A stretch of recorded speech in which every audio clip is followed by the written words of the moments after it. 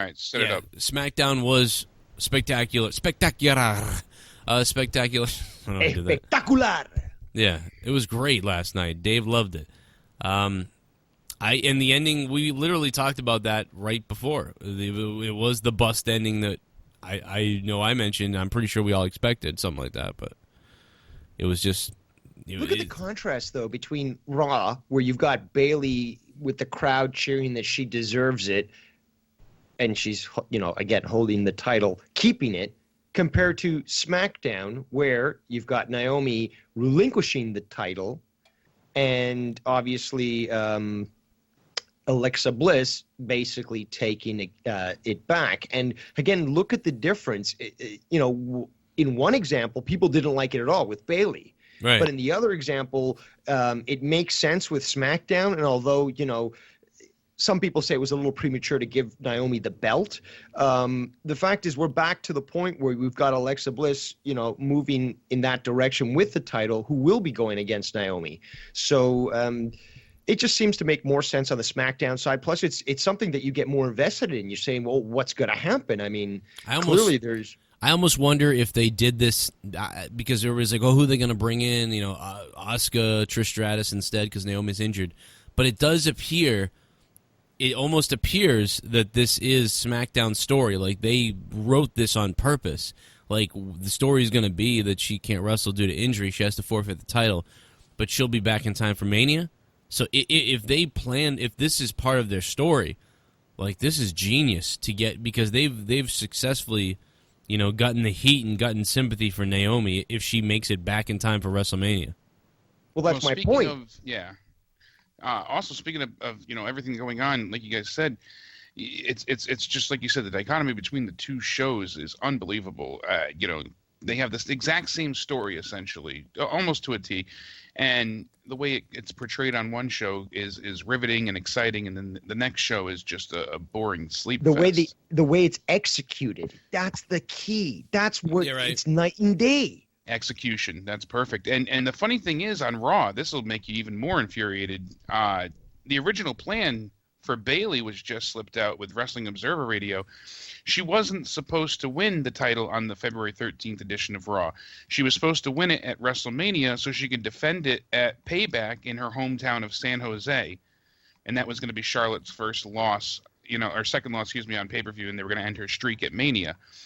Now, the new plan is for Charlotte to regain the title at Fastlane and then have Bayley win it again at WrestleMania. Oh, God. Do they just like throwing the belt back and forth, watching people juggle the belt? Like, no, I think they're actually trying to probably try to get Charlotte as many wins as possible so that she going into Mania, so that she can basically claim that she's one of the greatest women's wrestlers that ever lived. I mean, it just really seems that they're trying to get her that magic number 16 so she can match up with her dad. Well, she'll be a 5-time champion if she wins it back. Women's champion in the process if she wins it back at Fastlane, and then she'll still be the 19th pay-per-view win, leaving her undefeated. So that's what they're focusing on. Vince McMahon likes the streak, the Undertaker streak. So that's what they're going with Charlotte, with the streak. Yeah, so she has an undefeated pay-per-view streak going into WrestleMania, and then Bayley, never mind her winning the title, but it's Bayley conquering the streak. It's like the female version of a Lesnar, then that's what they're trying to go for here, to really put Bayley over and make her the top women's star.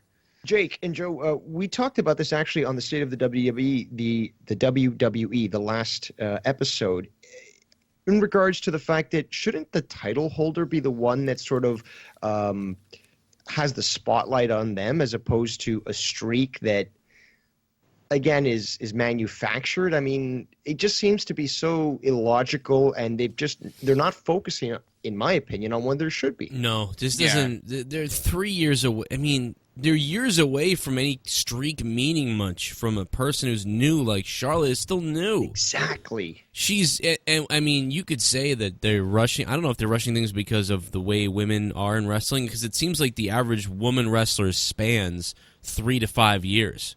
Not many women. That's it. That's a great point. It really does seem that like they're trying to just steamroll it and just force it down our throats. Yeah, because within 3 to 5 years, she may not be here. I mean, I mean, obviously, I see Charlotte as someone who should be here for like 10 years or something at this point, but think about it. If you look at, I think, almost any women's wrestler who's done anything, I think it's been 3 to 5 years. I mean, you think like think about China, 3 to 5 years, done. Trish Stratus, 3 to 5 years, done. Everybody. Kelly, Mickey James. Mickey's back now, but she was gone for 7 years? Yeah. Even I think the longest one that was active, Mickey James was might Lita. Be.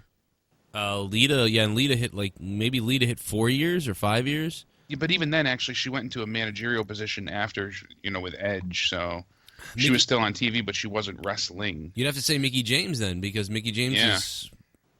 She's got something like 19 years in the business. Yeah, Mickey crazy. James is definitely the exception, but I could definitely see Charlotte doing that. I could see her doing 20 years or more, or something like that. But yeah, I just can't understand why they went and gave Bayley the win on a random episode of Raw. Like, women's division has suffered enough with the hot potato effect, and all in the name of Charlotte being able to keep this undefeated pay-per-view streak. And here's the big problem. Charlotte lost at Battleground. People forget about that. Yeah, I mean, she didn't get. Was that the one where there's a weird ending? Yeah, but she didn't get pinned. It's really that she hasn't been pinned at a pay-per-view. Yeah. Yeah. By the way, real quick, I want to throw out there to everybody that I'm going to be previewing. I figure I was going to say now. Damn it. There's going to be a new Final Frontier News episode for people who love Final Frontier News. I just want to let everybody know that 20-minute episode will be up in a little bit. So check Final Frontier News. There's going to be an hour podcast this weekend. Out of Nowhere will be live tonight. And we're going to talk about The Rock and Daniel Bryan and a follow-up to what The Rock. I have The Rock's tweet here, what he said in regards to the CM Punk situation. And also more. And there'll be more information on Shame on News later on as well. So just lots of different places to get content from me on my other YouTube channels. So please, if you remember Final Frontier News, go back and check it out. There'll be something up there later. Anyway, I'm sorry. Go ahead. Yeah, let me clarify that. Battleground, I messed up. That was Sasha Banks and Bayley versus Charlotte and Dana Brooke. So Charlotte lost, even though she was tagging with Dana Brooke. Yeah. But she still lost at Battleground. Yeah, she was not pinned, though, yeah. No, she tapped out to the bank statement. Wait, Charlotte did? Yeah, Charlotte tapped out in a tag match against Sasha Banks and Bayley. Okay, but she didn't lose her title. Well, yeah, I mean, that's... and that's the problem with the streak. It's really the weakest streak. It's really kind of a stretch, sort of. Her herself, one-on-one, has never been defeated in like 18 or 19 pay-per-view bouts. But like you said, it's just such a weak streak. It doesn't really hold much merit. That's the problem. I don't know. It's just it's very confusing. If they're building it for something, a year or 3 years from now, then I get what they're doing. Then that's fine. But it just appears that they're doing it for something within the next 6 months or so. Yeah, I mean, the women's Raw division is, just in a sad state at this point, and I don't see it getting better for quite a long time. Well, let's see. Unfortunate. Dave, I know you said you enjoyed SmackDown last night. I threw a link in the chat for you, but I don't know if you caught this. They threw up a new Instagram post on, the WWE account, and it was Bray Wyatt holding the title with Randy Orton, along next to him. But you see,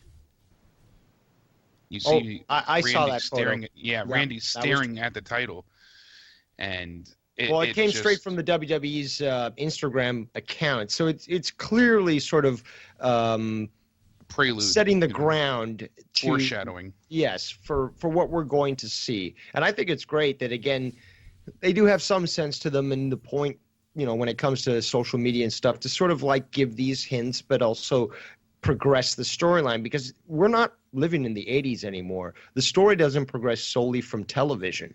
We've got it, progressing through these backstage network, only type previews. We've got Twitter and Instagram. So at least in that sense, they do have that ability, and they're kind of using it to progress a storyline. Now, in the end, will that be beneficial to the casual viewers, to the hardcores that still watch the shows but might not be keeping up with the social media? Well, that we'll have to see.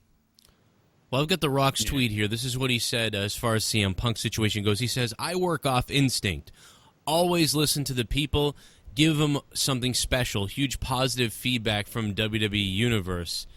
fun night, and that's what he said. Yeah, I was reading that. He also thanked the referee that filled in for the match against, the Stars version of AJ versus Paige. So it gives less merit to my, original thought of why they were chanting CM Punk. Seems completely, it says here, spontaneous, it seems, yeah. Yeah, it seems like he was. More State of the WWE coming up next. We'll be right back. What's up, everyone? It's Eva Lees from Lucha Underground, a.k.a. the baddest bitch in the building, and you're watching Title Match Wrestling. March 31st, April 1st, WrestleCon. This is your boy, Stevie Ray, and I will be at WrestleCon doing my thing at the title match table. So if you want to get with me, come down to WrestleCon, March 31st, April 1st. I will also be there, guys, at the Title Match Wrestling booth. I'm not sure what time and what we're doing, but I should be there as well. So check it out. It's going to be a good time. It's called WWE Book of Rules and How to Break Them. Break the rules of the WWE because you don't give a damn about them damn rules. This book is hot. Over 100 of you have used my link below. The WWE is impressed, and they emailed me and said we're doing one of the best on YouTube. So please use my link in the description box down below or go to joecronenshow.net and pick up the book on the main page. Click that link. Take you to WWE Shop for the pre-order. February 28th it comes out. There it is. Please, guys, go get this freaking book. It is going to be awesome. If you're not into books, perhaps you're into T-shirts. If you're into T-shirts on the WWE Shop website, there's a lot of them. We're talking about Seth Rollins, Sanity, Macho Man, Bayley, SAWFT Soft, all kinds of T-shirts. There's a bunch of crap. If you guys want T-shirts, the link is in the description box down below as well. It will take you to this page where all the WWE T-shirts are, and I will get credit for anything you purchase. So if you're going to buy WWE T-shirts this week or anytime, use my link. That way you give the show credit, and I get a little something for it as well. Thank you guys for the help. And, of course, use WWE Save 5. You get $5 off. Orders $25. And that's basically where you got to go. The only thing in the description box below will be the links to the book and the T-shirts. Hope you guys enjoy. I guess Vince was thrilled that Punk didn't answer and that the FaceTime didn't go through. But he was infuriated with The Rock, and The Rock's the only one that can get away with something like that. And that's what we talked about that last episode, is that, in fact, that The Rock has that pull where he can basically push the limits, and he won't get any repercussions from it. Because of the fact that, again, he has so much power, and Vince does not want to piss him off. Yeah, it's weird. I'm sure he was mad, but it's one of those things where, like, damn it, Rocky. and they see him as a mega... Damn it, Dwayne! I can't fire you. They see him as, like, a mega celebrity, too. It's like this guy is a mega Hollywood celebrity now, too. So it's like he's grown bigger than your whole deal. So it's like... It's different. You don't get treated as the funniest thing. Even John Cena might get yelled at. The WWE needs The Rock. The Rock does not need the WWE. Right. Exactly. Like, we're lucky to have him here, but at the same time, and that's why he takes those liberties. He just does, fuck it, I'm The Rock. I don't give a damn. If he is a man, ow! I just tasted the poontang.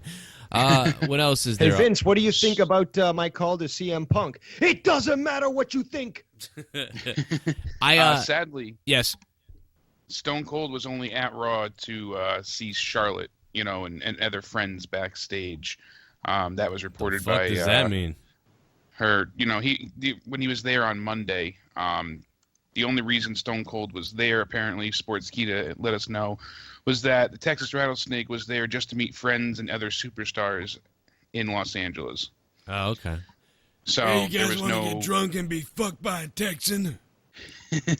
There was no, correlation to the wrestling business for him being there. It was just personal. I mean, we were all kind of hoping, is he doing the podcast again? Is there something coming, from it? But no. Is that a photo of Charlotte? I'd like to see him just come out on Raw. Yeah, that's Charlotte without makeup. You see that? Wow. That is quite different. The only reason I knew that was Charlotte. Seeing that is that she should stick without makeup. What a difference, huh? It's a huge difference. It's actually quite disturbing. It's disturbing? Yeah, I didn't know it was her until it said Charlotte WWE at the top, She and I looks checked better her. without makeup, to be quite honest. I think so too, but Well, and half the fucking was just people, jarring. half the people tan themselves and look like an orange. I don't know why these people get these spray tans. They look fucking stupid. Like, people look dumb. They like look like a goddamn orange. Woo, woo, woo. Yeah, you know it, bro. Yeah, she looks hot right there. She looks just like natural hot right there. yeah. But I didn't even recognize that to be her at first. Is Stone Cold banging her? What is this?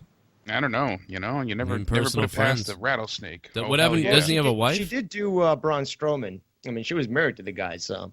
Wait a minute, Braun Strowman? Yeah, she was married to him. I thought she was married to Bram on TNA.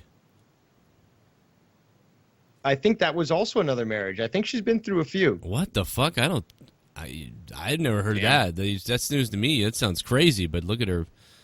I don't know. She's cute there, though. I'll tell you that. She's a cutie. I could never do it. I would always think, like, when anybody who like hooks up with her, I'd just be thinking, like, woo, woo. And I'd be like, oh my god, I gotta get out of here. I gotta get out of here. It's like that episode of Seinfeld or whatever, where the girl looks like Jerry or whatever the fuck it is. I don't know, but that would be me. I'd be like, oh my god, I can't. No, I'm banging Ric Flair. I'm having sex with Ric Flair right now. Woo, daddy, woo. Apparently, I'm probably going to need a new pair of glasses because, yes, you are correct, Joe. I am wrong. It wasn't Braun Strowman. It was Bram. It's because Bram and Braun are similar. Yeah. Well, it's more probably because I just don't give a fuck. So, Yeah, that's Ricky I Johnson. saw a photo and it looks like Braun Strowman. The only thing I remember of that is 2 years ago when Jeff Hardy was Willow and he cut that promo on him and we fucking died on my show listening to it. He was like, Bram, Willow. That was the one where he was like, you cannot get away from the powers of Willow. Like, Willow. Whatever the fuck it was, dude. That was so It was funny. crazy with that laugh. Speaking of banging Charlotte, did you guys hear about Brazzers making a porn on the infamous Montreal Screwjob? JD sent me it, and I said, instead of Bret Hart spitting on Vince in the porn, he's going to come on him. Well, they have a female Bret Hart and a female Shawn Michaels and Vince in the suit for the the promo picture. Dude, And wouldn't it be good if Vince was outside the bed and went like during the orgasm, Bret Hart, she's going to have to somehow come on him, though. I don't know. yeah, hey, it'll happen. They'll find a way. Well, I guess with a Squirts name ahoy. like the Montreal Screwjob, that porno made itself. Yeah, that's exactly what I thought of when I heard Are they that. going to just call it the Montreal Screwjob? WWE doesn't claim any of that, right? Like they don't own the rights to that name or anything? I don't think they can they? I mean, easily you can just call it the Montreal Fuck Job. yeah, I mean, but they have the Brazzers WWE Championship, so it's just absolutely hilarious to see That's the great. it looks like the old Attitude Era Championship too. But wait This a is minute. Brazzers across it. But wait a minute, Triple H. What if somebody Googles Montreal Screwjob now? What if some 9-year-old Googles Montreal Screwjob and then, oh my god, a dick!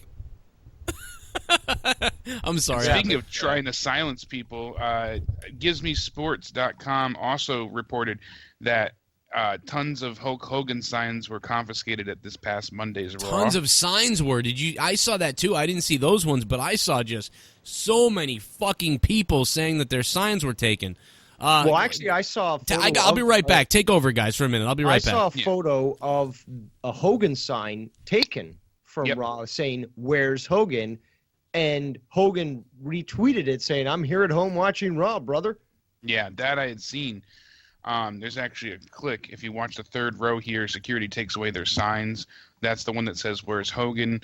And then there's a few others that they had taken throughout the night, though, that had nothing to even do with Hogan and nothing vulgar on it. One was of somebody reported Finn Balor on the sign, which I found bizarre, but I haven't seen anything to back that up. It was just, through the Twitterverse. So, but a bunch of people have been reporting that they've been more strict with security and taking more, and they're not letting people come in dressed up as certain, classic stars either. That's a very immature and myopic view of things. And it's so unfortunate that they're willing to stoop to such levels when, if you remember or you were part of, or you go back and watch the late 90s, the early 2000s, at that point, they didn't care about what the sign said. They just cared that people actually had signs. Now, what does that tell you? Specifically about people bringing signs, is that they had such a vested interest in the show. They realized that there was a lot of eyes on them, and they wanted to have fun, that they took that time to make a sign. And those were great times because you would see the craziest signs in the crowds. And unfortunately, I'm guessing that maybe some of those episodes have been wiped, or at least certain things have been cut to censor it, because if you were watching it live, you would have seen some gratuitous things, but that's what made things enjoyable. And it's so dishonest of them for them to take signs off people, to basically recut a live episode of a show so that instead of making somebody look like they're cheering when Roman loses, or disdained when he wins, they do the opposite. They make it look like that same person was actually for Roman Reigns, and that's that was entirely insane. Unacceptable. And as far as the signs and the dressing up goes, that type of censorship is only encouraging people to come to these events, more so with inappropriate, things, inappropriate in the WWE's eyes anyways, but, it's encouraging people to go ahead and make more of these types of signs and see what they can get away with and push the envelope. So by them acknowledging it at all, they're only creating a monster in itself. And that was one that's, widely noted, about, when Jericho won the title, the fan jumped in adulation. He was extremely, entertained and enamored with Jericho winning. And then you go ahead and you look back and he looks like he's sad that Jericho won. And it's ridiculous. We've seen that a few times now, though, and it's just... But it's not just ridiculous. It's unfair to the person that we're actually cheering, as well as themselves. It's dishonest when it comes to the audience. Again, they tune down the volume of the boos when Roman Reigns comes out. Okay, maybe you're booking fucked up and people don't like that. That's not my problem. By trying to change the narrative, and this is totally political, which I find hilarious when you've got Donald Trump hiring Linda McMahon. So it's their views are total opposite to the way that the WWE runs things, which is very politically correct. But when you're booing their star idiot, they tune the volume down, they insert cheers, and then they edit it afterwards so that when it's on the network for forever, basically, that it's going to be on there, and that's the version that you're going to end up seeing unless you recorded it from TV. Yeah, which that's is really a time rare capsule these days. Basically the winner determines, the victor writes history. Basically, history is written by the victor. So what does that mean in this sense is the fact that they're changing the narrative and changing history to make it look like we always loved Roman Reigns. This is fucking some insanity here. It is ridiculous. It's annoying. It's dude. just it's a joke. Nothing's going to change anytime soon. Your audience but they're is supposed setting to a be part of the precedent show. as well. They're basically saying it's okay to basically change the past for the present's sake. I mean, are you kidding me? Are you basically going to go back and try to change the history on, say, I don't know, CM Punk's run or Hogan's career? I mean, I know that they drop them out of the Hall of Fame or hiring them, and then when things clear up, they hire them back again. But again, that's disingenuous because they're not standing with what, again, as a company, they should be standing. I mean, unless if it was really extreme, they got to say, we've got to wait until all the facts come out. So, I mean, Hogan got... sort of justified in the end with that, and everyone came to his support, and then WWE eventually said, okay, well, we're sort of cool with you, but we're not going to make a big deal about it. I mean, it's really saddening that this organization that at one point had such balls to blatantly do what they did in the Attitude Era just is so willing to acquiesce to anything nowadays. Everybody listening right now, if you guys want to go to the WWE Shop to purchase some of these items during the commercial break at the beginning we talked about, the links are in the descriptions below for the watch and for some of the other things. The other items will be listed in the description box below. Click the link. I will get credit for your purchases. Plus, you'll get that deal as well. So click the links below. It'll take you right to the WWE Shop website for those items. Thanks for checking that out. More items are available, too, on my website. Get the new book by the WWE, the new rule book by the WWE. I'm very curious to see what this book is made up of. I'm going to do a review of it. I'm actually going to read it, which is, believe it or not, hard for me to do, but I'm going to do it anyway. I'm going to, I'm sure Dave will maybe read it as well. I need to, I would say that I'll probably have to read it twice to fully comprehend most things, but that's fine. I'll read it twice if I have to. The book is coming out, they say, February 28th, so you can pre-order it right now. Tons of people are doing it, or already 100 of you have. Go to joecronenshow.net, my website, joecronenshow.net, and click on the picture of the book. It's on the main page. I'll take you there to the pre-order. Get the book, and when you get it, make sure you tweet me photos of it that you ordered it using my link, so that I can see that you got it, give your own review, and all these other things. Take it away, guys. Got to go grab the pizza. I'll be right back again. A funny thing, when you think of top stars, Dave, in the WWE right now, who's someone that comes to mind, like the top star? Which brand? Let's say SmackDown first. I'd have to probably say AJ Styles or Bray Wyatt. Okay. What about Raw? Raw, I'd probably have to say... Again, Roman Reigns, because they're pushing him. They're making him a top star. Yeah, they do. But let's see here. And this is the funny thing, that I actually have to think about it when it comes to Raw, because it's one of these things that I sort of push out of my mind. Yeah. But, oh, crap. Now I'm really forgetting, because I'm just trying to think here. Putting you on the spot. See, when I was asked, I agreed with you with Roman Reigns, Kevin Owens, and Samoa Joe was my answer for Raw. And for SmackDown, you have a plethora of people to pick from. Like Samoa Joe, actually, you know what? You make a good point. Samoa Joe is now being pushed as a top star, but Seth Rollins, he's the guy that I think really should still be the champion. Obviously, the injuries have added to that, but the bottom line is that he could have. And the problem is, maybe I'm just stuck in the past. Maybe I'm just thinking, okay, things could have gone better if they had booked it this way. Or so I'm still thinking, well, what could have happened if this injury didn't happen?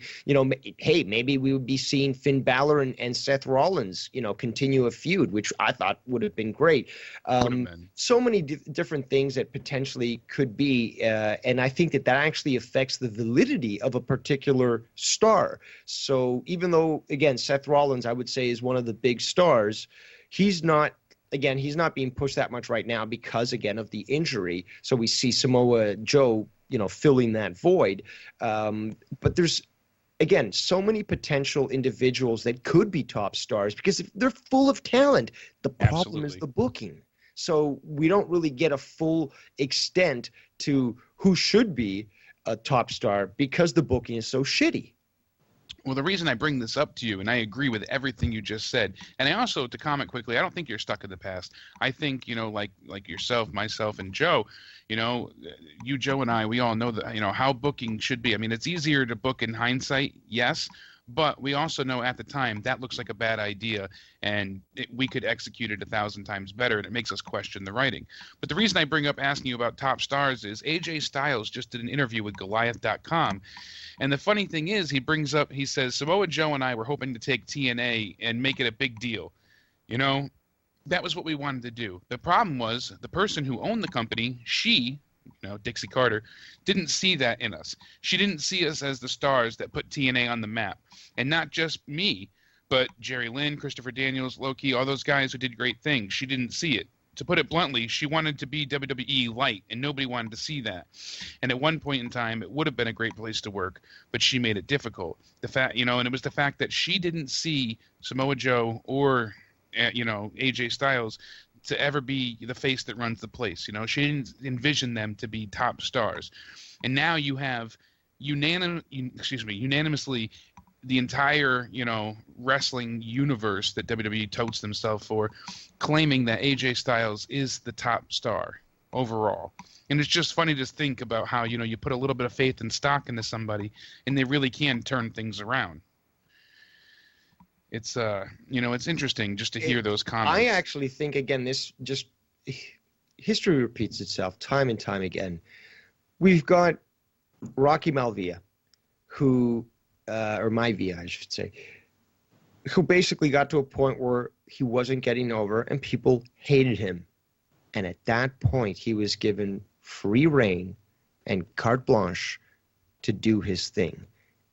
And when you give that to certain wrestlers, and we have seen that, just sort of like when they, sort of open the vents a little bit to let out some gas, just for a short moment. We've seen that with certain individuals throughout the rosters, both SmackDown and Raw, where for whatever reason it might be, the booking was shit and they just said, we don't know what to do, you take it from here. Or they said, you clearly have, your ability to do what you want. But we've seen a few individuals that been able to just basically totally impress the audience and show that, show who they truly are, or make a character that's really either endearing, rememberable, or just infamous. And I mean, we saw that from Rock. We saw that from so many different individuals. And right now, I've got my mind on what Kevin Owens, the promo Kevin Owens did on Raw, which was really one of the only highlights when it came to that show. But he was just reverting back to what a caller into the Joe Cronin show said was Kevin Steen. And that was on point because it was exactly who he was before he basically got muzzled by the machine, by the organization. And I've always gone on to say that Dean Ambrose really should be channeling his John Moxley character, because absolutely he's scary, man. Like, holy shit, he was incredible to watch and so enjoyable to view. So we started to get that too for a bit when he was sawing off, a dummy's privates and coming out with a condiment cart and spraying people down. It was semi Stone Cold-esque, but it was enjoyable. He was sticking it to the man and the machine, and he was losing his mind. To see, but we Dean only got that in say spurts.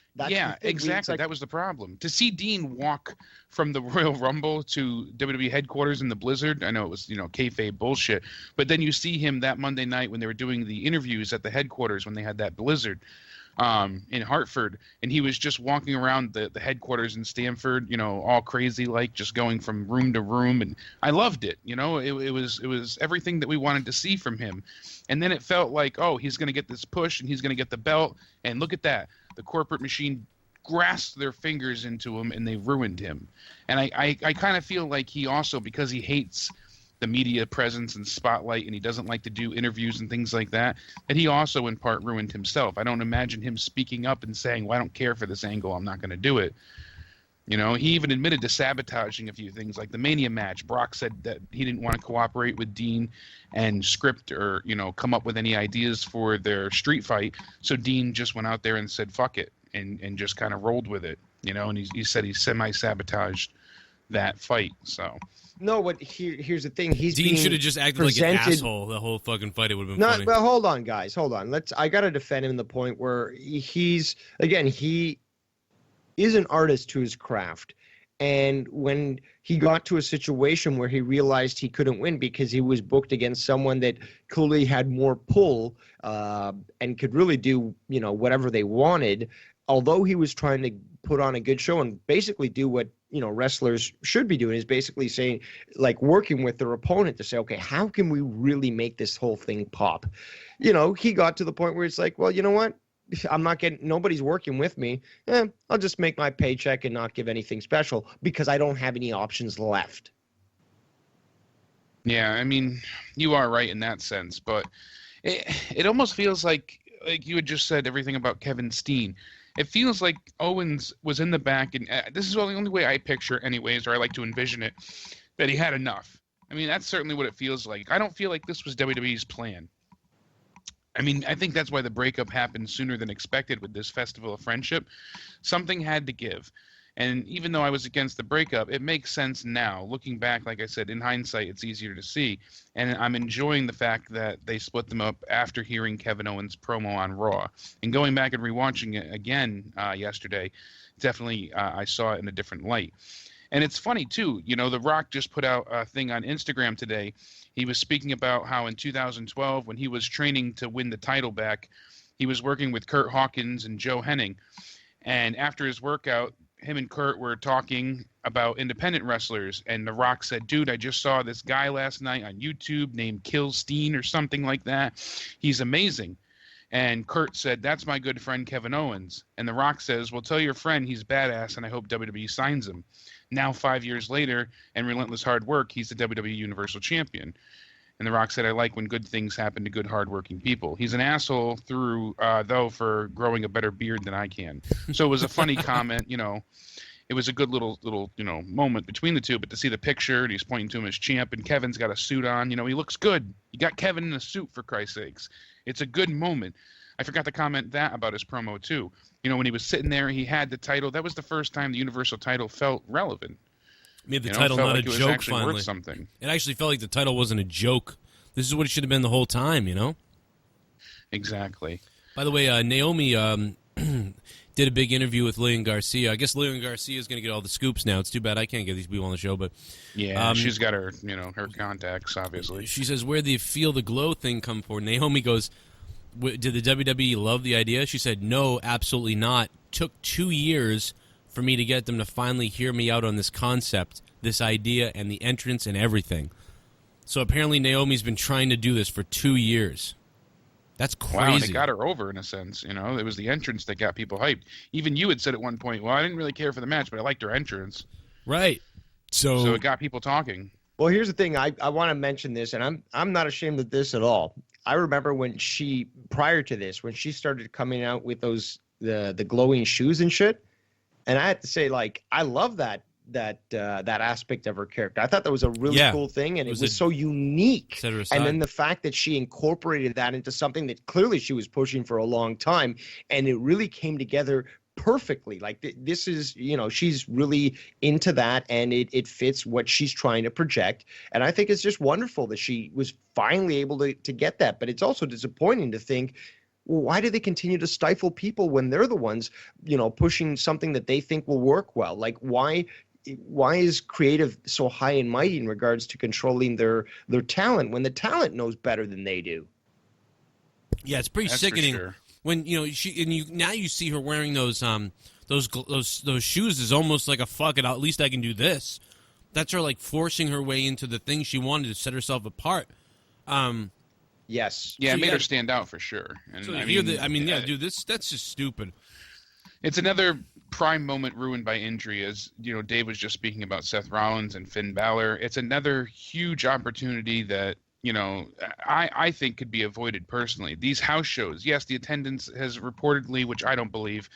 You know, even Young Republican went last week and said that at the Friday show with Brock Lesnar, they had to, you know, have a most empty arena and block people, you know, sections off and stuff. How many callers have we had report that? But they're touting that live event attendance is up. Okay. But still, I think they overwork most of their stars too often. All these house shows, you know, all right, they're on Raw one night and SmackDown the next night. And the brand split was supposed to give them more of a break. But now they have pay-per-views more often.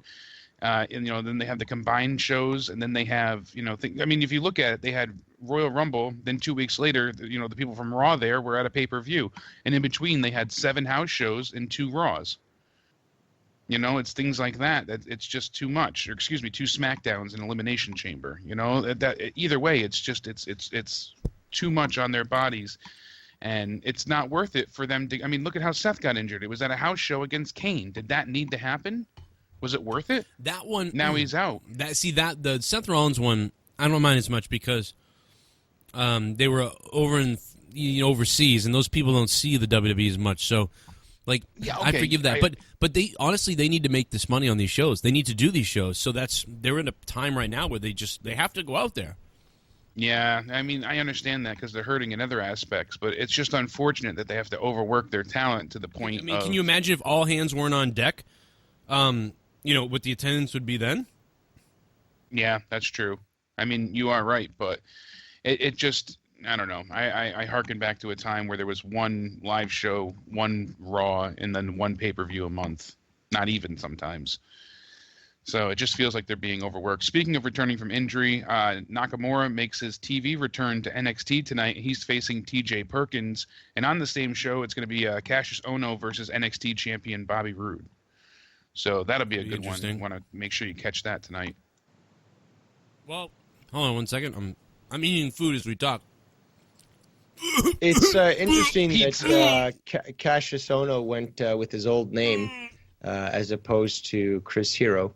So I guess he couldn't use the hero name, which I thought WWE had Who owns the some rights to that? to anyways. Yeah, it's weird, but I remember reading that it when he doesn't. returned. To me, it doesn't matter because I remember actually watching Ono while he was on the show before he got cut loose and stuff, and I was digging what he was doing. I really enjoyed it and didn't like the fact that he left, but it's good in a sense that we're seeing good talent return to the WWE organization, even if it is in NXT, because again, then clearly when you get moved up to Raw, that's a demotion. That's clearly what it is these days. So when they're in NXT, they've got that freedom to actually entertain, and it's obviously clear because of the success that we see with NXT, where they're constantly touring around North America, and they've gone over to Europe as well. Triple H knows what he's doing. Yeah, NXT has been his baby, and though things haven't been as white hot as it was even a year ago, NXT is still doing great and producing great talent. So. But my point really is the fact that look at how they're bringing in good talent either absolutely. been scorned or talent that hasn't been found yet or has been underutilized. They got them there in NXT. But with WWE, on the main roster, what do we've got? We've got them bringing in part-timers to try to build up the value of that brand. Right. And it's just so clear that it's weak on the main roster side compared to NXT, where they're actually looking to the future because they know they're being called constantly by the main roster to take their talent. So they're looking to the future. How can we best utilize these people, build them up, and make them as best as possible before Vince ends up taking one of them under our noses, Yeah, and it is. That's for sure. It really does feel like a demotion, at least from the fans' state of mind. I know that officials and people over there would be like, "What are you, crazy? Or demotion?"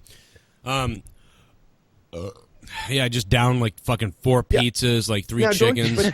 Don't you think though that Triple H has done a good job at least? Because we know that certain transferences from NXT to the main roster haven't translated as good as they could have been. Like say Breeze, for example. But that's been nonetheless, they try to build them up to the point where when they move up, they're super successful. What they're doing is that they're sort of carrying, or I should say, putting over the talent from NXT when they move up to the main roster. When they do one of these final great matches, and then the next thing you know, they're appearing on Raw or SmackDown and stuff. And I think that it's a testament to the trust that they have in that individual. But unfortunately, although they might be super successful in NXT, once they make that transition, it doesn't always equate. It doesn't always sort of work properly. Well, I think the biggest problem there is the fact that the smart marks exist in the Full Sail University.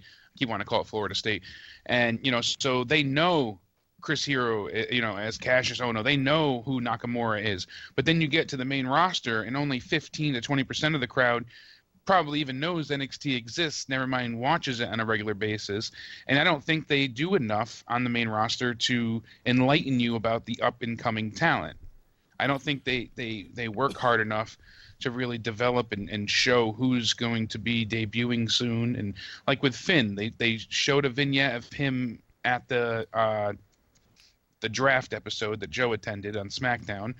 And then that Monday on Raw, he came out, he stood on the stage, he had a match, and he was the number 1 contender. It was like, bam, there you go, that's it.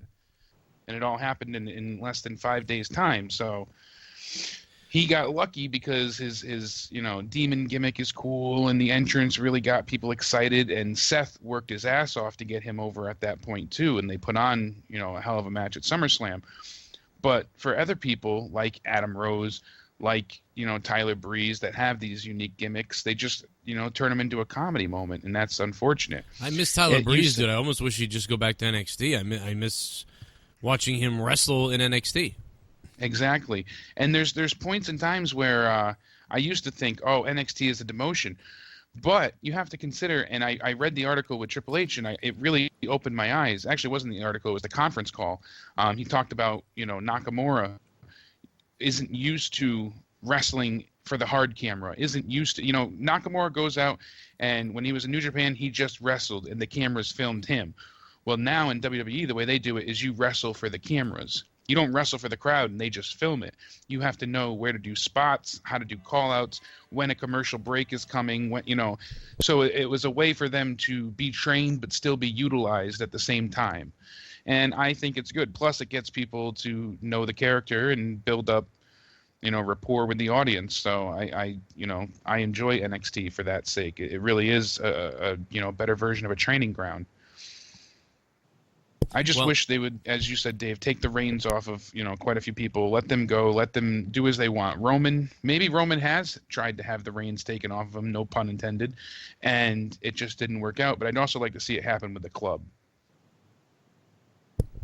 Well, that's it. I think we covered just about everything. We did way more than I thought we were going to do. Covered a fuckload. Great fucking points. Alexa Bliss, there's a new thing. My daughter is a WWE superstar. Her mom looks like she's my age. It's really crazy. But also at the end it says, do you have what it takes to be a charisma and WWE superstar? You want to be a WWE superstar? And I said, yes, I do. So I clicked on it. And she talks about the WWE's hiring process. And then here it says that you can apply for the WWE. It's interesting. It coincides with this application. But she talks about that's all she did. She went on the WWE thing, filled out that I want to be a WWE superstar, and she's hot. I mean, that's probably how she got hired. But lots of hot people get hired by WWE or get looked at by WWE that don't make it through. And Alexa Bliss made it. Not only did she make it to NXT, but she made it through the process, proved herself, got better, and now is just shining. I mean, and she still could get better at wrestling. I hope she does. I hope she gets better at wrestling, because if she does, holy crap. But she's already really good, and just her presence, it's almost phenomenal. So great stuff with her and Naomi, which is surprising to me. I didn't expect it to go this well. And that's about it, guys. Anything else, Dave, or anybody? Jake, Dave? No, we went through, like I said, a fuck ton of news here and previews, predictions, and thoughts, and another great episode. All right, guys, thanks for listening. Click that like button down below. Leave some comments. Hit me up on Twitter at Joe Cronin, JCS. Make sure to subscribe down below. Don't miss out on all the daily videos plus the live videos. Live tonight with Out of Nowhere around 10:30, 11 p.m. Eastern Time right here on the YouTube. Well, I don't know if we're going live on my channel or JD's channel, so make sure you watch our channels like a hawk and pay attention to Twitter for that announcement. I'm not sure yet. But thanks for watching this. And again, Final Frontier News, new episode coming. Shame on News, my other YouTube channels, if you're into politics or into sort of the what ifs. Final Frontier News might be for you. Thanks for listening to this. I don't know what the hell this was called, but we talked about wrestling, so see you later.